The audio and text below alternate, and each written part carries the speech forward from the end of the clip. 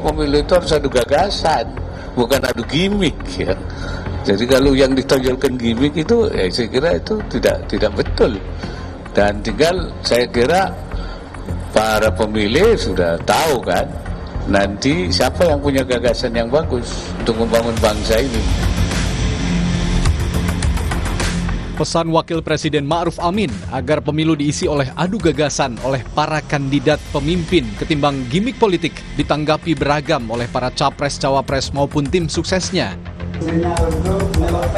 Calon Wakil Presiden nomor urut 1 Muhaimin Iskandar berpendapat, gimmick politik justru dibutuhkan ketimbang saling menjelekkan antar kandidat, apalagi jika kandidat menyasar pemilih muda. Kompetisi masing-masing menunjukkan keunggulannya, saya kira itu yang terbaik daripada mencari kesalahan kompetitornya. Lebih baik kita saling menunjukkan keunggulan masing-masing. Tim kampanye nasional Capres-Cawapres nomor urut 2 Prabowo Subianto Gibran Rakabuming Raka berpendapat bahwa media sosial adalah sarana paling potensial untuk memotivasi pemilih muda bersikap di pemilu 2024. Pemilih yang banyak itu 60% adalah Gen Z yang memang kita mesti berikan motivasi agar bangun pagi dan berangkat ke TPS, itu aja. Kalau di TikTok, di medsos, dia Prabowo Gibran, pagi telat bangun, nggak ada gunanya. Lain halnya dengan calon presiden nomor urut 3, Ganjar Pranowo yang menganggap setiap kandidat harus berani dikritik kaum milenial dan generasi Z jika ingin dipilih oleh pemilih muda. Ia pun menyatakan siap untuk itu. Nggak apa-apa, saya itu dikritik, dicaci, di demo udah berkali-kali, lihat di YouTube saya, lihat di IG saya, Pak Ganjar dikritik, karena edukasi, penting untuk edukasi.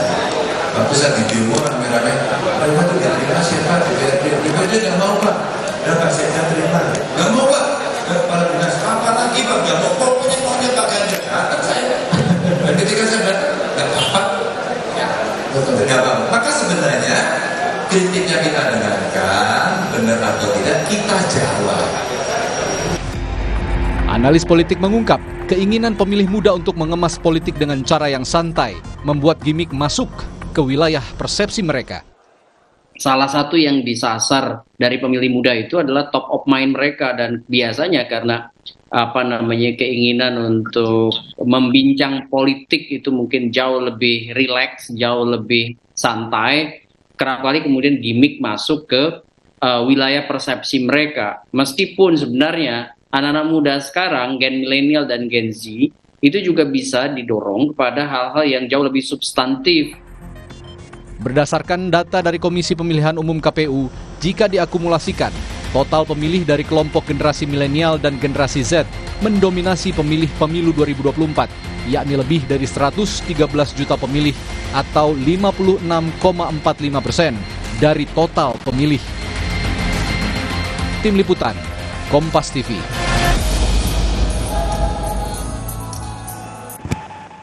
Dan saudara, lalu topik apa saja yang paling jadi pembicaraan kaum muda di media sosial jelang penyelenggaraan debat Capres-Cawapres dalam rangkaian pemilu 2024, terutama jelang debat perdana yang waktunya akan digelar selama 1 pekan atau 12 Desember 2023 ini. Kita akan bahas bersama dengan Direktur Komunikasi Indonesia Indikator bersama dengan Mbak Rustika Herlambang yang telah hadir langsung di studio Orange Kompas TV. Selamat sore Mbak Tika. Mbak Tika, kalau misalnya kita lihat ini kan rame banget ya sebenarnya di media sosial. Sebelum kita tanya ke soal topik, dari 113 juta tergolong pemilih muda di pemilu 2024 ini, berapa banyak pemilih muda yang rutin mengakses media sosial terutama untuk informasi tentang pemilu? Oke, saya bikin time frame-nya dalam waktu 1 minggu ya, dari tanggal 28 November sampai hari ini. Per jam 2 siang tadi. Gres banget ya. Ya, jadi apa? Berapa jumlah postingan yang ada? Ternyata ada 633.000 unggahan. Kemudian dengan engagement 4,5 juta engagementnya. Kemudian dari 167.000 akun. Jadi ini menunjukkan bahwa dalam waktu 1 minggu itu isu terkait sama pemilu menjadi salah satu isu yang cukup besar di media sosial. pasti bertanya dong berapa persen tuh yang milenial gitu. Iya betul. Ada 83%. Angkanya tinggi dong, Ya, gede di ya. media sosial yang merespon isu terkait dengan Pemilu. ini gitu. Nah, terus kalau kita lihat ya gitu, dari jumlah unggahan itu paling banyak memang platformnya itu Twitter yang digunakan buat ngeposting. Kedua adalah YouTube. Kenapa? Karena YouTube itu bisa langsung kita potong-potong dan kemudian dikasih Di-share komentar. lagi. Oke. Tetapi kalau dilihat dari sisi engagement, ternyata isu dengan TikTok itu engagementnya paling besar gitu. TikTok engagementnya paling besar gitu. Walaupun secara jumlah postingan itu kecil, tapi engagementnya itu paling besar. Ada apa dengan TikTok? Kenapa engagementnya paling besar? Karena yang dipakai Gen Z tadi ya. Yang dipakai Gen Z terutama gitu, karena isinya adalah terkait sama dukungan-dukungan. Kedua adalah kenapa dia menjadi besar? Karena memang mereka itu TikTok itu diposting oleh orang-orang dengan influencer banyak. Gitu. Jadi kenapa itu besar? Karena ada beberapa hal gitu. Nah, terus kalau dari sisi reaksi netizen nih gitu, itu juga menarik Mbak. Kenapa? Karena nomor satu pasti trust, dukungan gitu kan, semua orang berdukung. Kedua adalah anticipation. Anticipation dalam hal ini adalah harapan-harapan netizen terkait sama pemilu ini gitu. Dan ketiga itu memang ada emosi terbesar ketiga adalah disgust. Jadi mereka juga kecewa dan sebel gitu terhadap sesuatu Itu semua disampaikan di media sosial ya? Itu semua disampaikan di media sosial gitu. Oke. Nah, kalau Mbak bertanya lagi, apa aja sih yang jadi omongan paling gede gitu ya? Tahan dulu. Paling banyak dulu. perempuan Oke, atau siap. laki-laki? Nah, Gen Z ini. menariknya tadi, jadi dilihat dari jumlahnya gitu ya, ada 31% itu adalah perempuan. Betul. Dan ini adalah satu hal yang menarik ya Mbak, karena kan saya kebetulan melakukan riset dari 2012 sampai sekarang. Ternyata ketika bicara soal pemilu tuh perempuan dulu tuh kurang begitu tertarik gitu. Jadi jumlahnya itu rata-rata di bawah 20% di media sosial terhadap satu isu tertentu. Nah, tapi dalam pemilu tahun ini itu ada kenaikan Gen Z dan milenial dan perempuan itu mencapai 31%. Terutama dalam satu pekan terakhir gitu. Pembahasannya soal apa tuh? Perempuan, rata-rata mereka bicara terkait harapan mereka terkait dengan pemilu itu seperti apa. Kedua memang mereka merespons terhadap influencer yang mereka sedang melakukan entah gimmick dan lain-lain gitu. Oke. Tapi seru sih gitu. Oke, seru-seru. Yang dibahas apa aja sih, seseru apa? Karena kan angkanya juga cukup banyak dan anak-anak muda ini sudah mulai tertarik dengan politik, terutama tentang gelaran pemilu. Apa yang mereka bahas? Gimmick kah, debat capres termasukkah?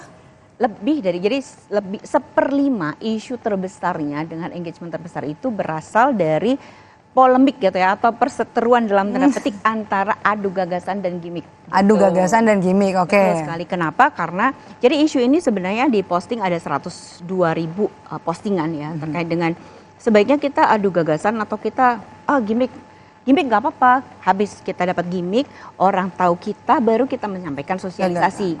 Tapi di sisi lain enggak.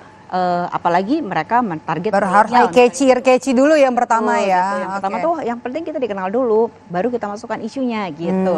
Tapi yang lain juga bilang nggak bisa, kita harus bicara soal gagasan dulu. Kenapa? Kita hanya punya waktu yang sangat sempit gitu. Dan kita butuh satu figur kandidat yang dia betul-betul kita yakin dan kita percaya gitu. Itu adalah isu pertama yang paling besar. Paling besar. Presentasinya berapa? Itu tadi jadi postingannya ada 102.000. Kemudian engagementnya tuh hampir 1 juta. 1 juta cuma buat ngomongin. Oke. Engagementnya. Jadi itu sangat besar sekali. Gitu. Jadi kena banget soal gimmick dan kena banget soal adu gagasan itu bener-bener kena ke anak muda ya. Betul sekali gitu. Nah, jadi menariknya lagi ya. Jadi terkait sama gimmick itu awalnya ketika gimmick itu pertama kali dipopulerkan, ternyata mendapat atensi netizen dan sentimen mereka tuh rata-rata joy gitu kan, trust gitu kan. Disgustnya tuh kecil. Tapi dalam 1-2 minggu menjelang 2 minggu terakhir itu tiba-tiba ada perubahan emosi di mana emosi disgustnya itu membesar gitu.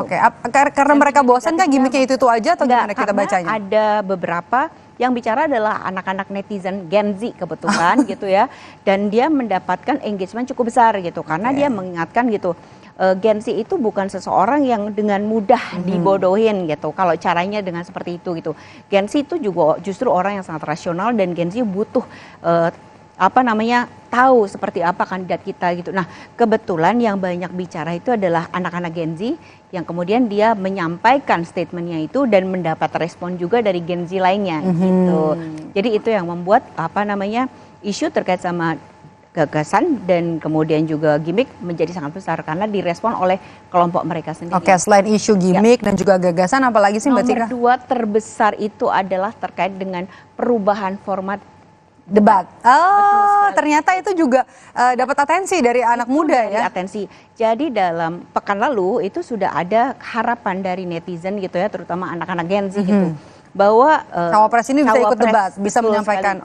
Jadi artinya begini, kan kita punya ya salah satu kandidat cawapres yang dianggap merepresentasikan anak muda. Jadi mereka tuh sangat berharap gitu, ayo dong gitu, tunjukkan kita anak muda gitu. Jadi itu yang ditunggu sebenarnya. Gak didominasi sama yang lebih senior gitu ya. Ya betul, dan mereka sangat berharap gitu, oke lah sekarang ini bagian dari panggung depan dan panggung belakang misalnya gitu. Sekarang tuh dia humble dulu lah gitu, nggak mau bicara gitu. Tapi tunjukkan nanti di arena debat. Nah seperti itu harapan netizen dalam pekan-pekan ini gitu. Mereka sangat berharap betul gitu bahwa mereka bisa melihat salah satu kandidat. Selanjutnya apa lagi Mbak Tika? Kemudian yang ketiga adalah soal pemilih muda. Nah, jadi itu dalam soal mereka sendiri ya berarti. Suara mereka sendiri. Kenapa ada 52% kan mereka, dan mereka tuh menjadi salah satu sasaran oleh para kandidat dan para kubu gitu.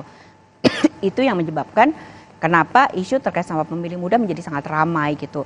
Dan mereka tuh menganggap bahwa pemilih muda itu adalah pemilih yang rasional gitu. Mereka berusaha untuk mengingatkan bahwa pemilih muda itu adalah pemilih yang rasional. Logis gitu. juga ya. Logis gitu. Jadi tidak hanya sekedar dikasih sesuatu yang hanya bersenang-senang, ringan, easy listening gitu. Jadi ini juga gejolak yang tadi sebenarnya itu berkaitan juga dengan kaitan nomor 1 gitu.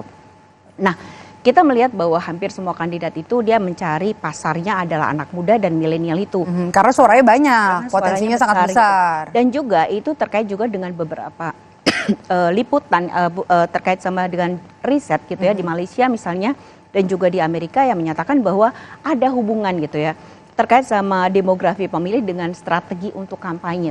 Jadi ketika melihat bahwa ternyata 52% itu anak muda, mereka dekat dengan dunia digital, akhirnya strateginya mereka sekarang lagi olah gitu.